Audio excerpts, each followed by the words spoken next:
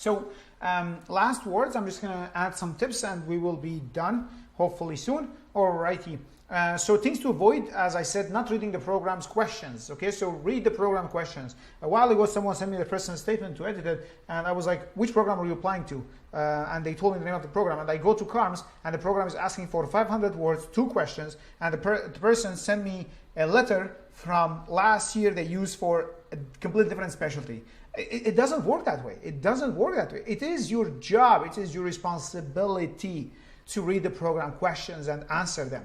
Okay, telling your CV again, if you're going to reiterate everything mentioned in your CV, in your personal statement, I would say take it to a barn and shoot it. Literally, I'm not kidding. Because like it's not personal anymore. It's just like, this is my CV, but in a different form. That doesn't work. Okay, things to do, make sure you tell a good coherent story. As I talked about, the flow of the ideas is very important. Chronological order, use transitional phrases, and you can find lots of transitional phrases online.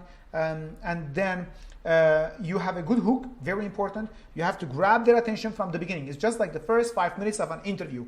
You have to set the stage, you have to impress them. Okay? Always give examples, whether it's personal statement or whether it's in the interview.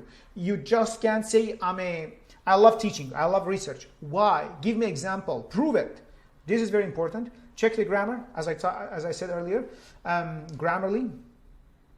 If you have any discrepancies, actually, you can also talk about them here. For example, if you've been out of practice for a long time, if you failed an exam, if you have academic issues, be honest. Very important, very important, very important. Don't make excuses. Talk about the experience, what happened, and how that changed you to a better person. Very important. Always turn negative experience to positive experience. Very important. Okay? If there is a gap, for example, tell the real story behind it. What did you do? And explain to the committee that.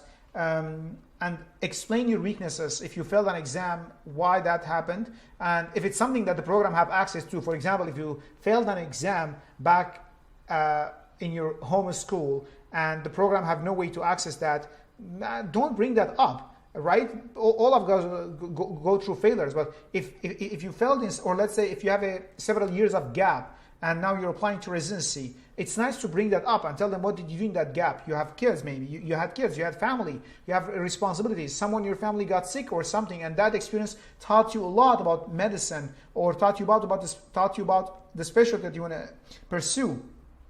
And this is important. As I said, ask for help, don't be shy. Ask for help from your family and your friends.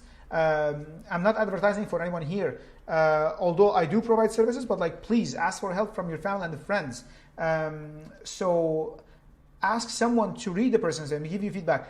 Actually, I remember when I applied 5 years ago, my aunt actually helped me the personal statement, and she was the only one I trusted in her feedback. Of course, she had some background in writing, and she's not a physician. She has no connection at all with physicians or medicine. She's never been in medicine, but whatever I wrote, she took it and she turned it to something very professional. And I just use her help.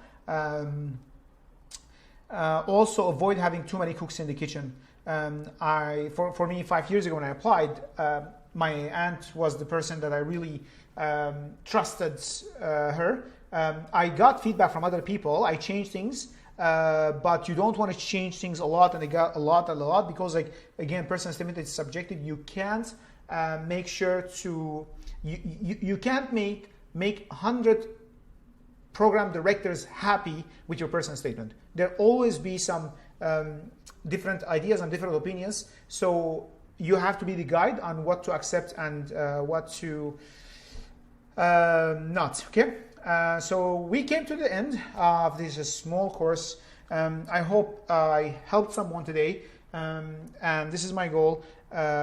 Please, if you have any feedback, any comments, leave them. If you are watching this on YouTube, you can leave them below. If you are watching on Thinkific, you can email me directly.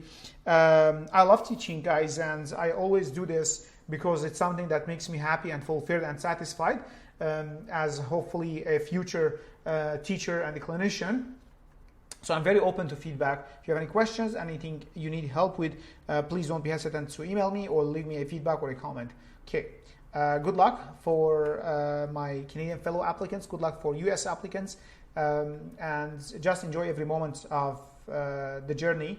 Applying to residency, although it is a bit difficult, but it is eventually fun process. You meet lots of people and make lots of friends. One of my best friends now, we met during our interviews in the Ottawa program. Okay, thank you guys, and cheers.